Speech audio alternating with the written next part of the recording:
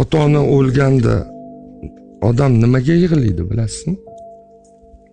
Siz nima deb o'ylaysiz? Nimaga yig'laydi odam? Afsus. Yo'q. O'zingizga rahmingiz keladi.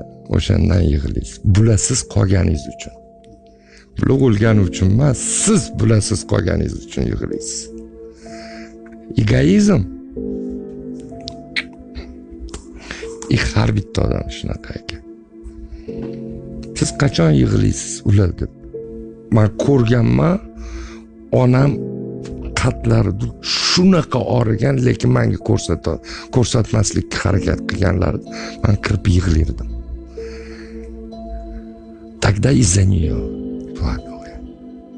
А когда она умерла, я плакал, что я без нее остался. Ularsiz qolib ketganimga yig'ladim.